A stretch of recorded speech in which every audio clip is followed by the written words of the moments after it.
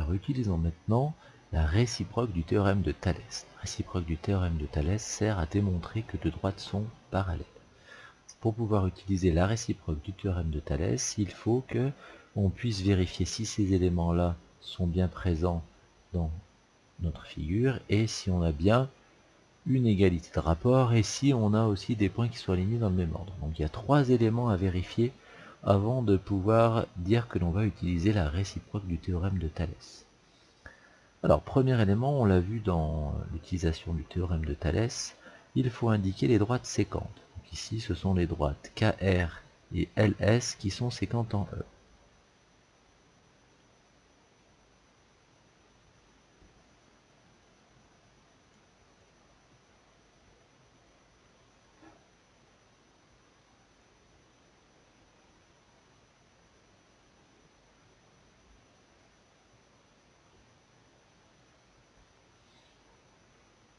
Ensuite, je dois vérifier si nous avons une égalité de rapport de longueur. Donc, je vais écrire d'une part.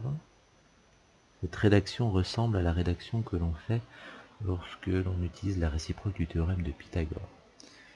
Donc d'une part, je peux commencer par ER sur EK. Vous voyez le point E, les droites sont séquentes en E, le point E apparaît ici à deux reprises et on va le réutiliser ensuite à deux reprises, ça fera donc bien les 4 reprises comme quand on utilise le théorème. Donc ER sur EK, ça fait 4 sur 9. Je le laisse comme ça pour l'instant. D'autre part, deuxième rapport de longueur, ES sur EL. ES sur EL, ça fait 4,8 sur 10,8. Alors j'obtiens deux rapports de longueur. Il faut maintenant que je vérifie s'ils sont égaux.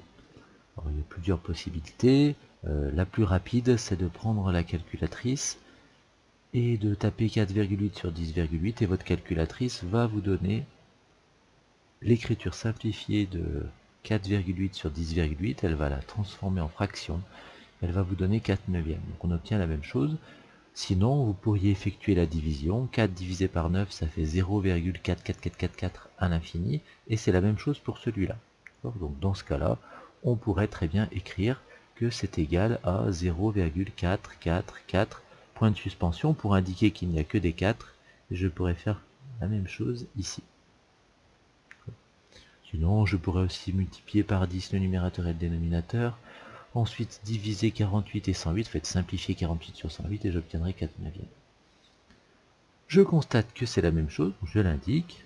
Donc, on a ER sur EK qui est égal à ES sur EL. Donc, pour l'instant, on a vérifié ceci en indiquant les droites séquentes. On a vérifié qu'on avait deux rapports de longueur égaux. Et maintenant, il faut vérifier que les points ABM et ACN sont alignés dans le même ordre. Eh bien, on va vérifier que les points ERK sont alignés dans le même ordre que les points ESL. ERK, ESL, c'est bon. Alignés dans le même ordre, ça veut dire que quand on va observer la figure, ERK, on va dire qu'on va de gauche à droite, et c'est pareil pour ESL. De plus, les points ERK sont alignés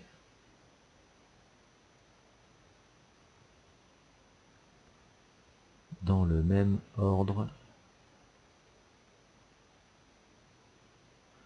que les points ESL. Donc ça c'est vérifié, ça aussi, et je peux enfin conclure que mes droites sont parallèles, et je peux enfin conclure parce que je vais utiliser la fameuse réciproque du théorème de Thalès. Donc je l'indique, d'après la réciproque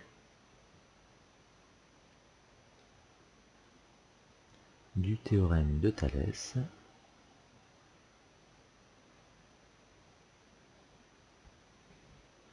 les droites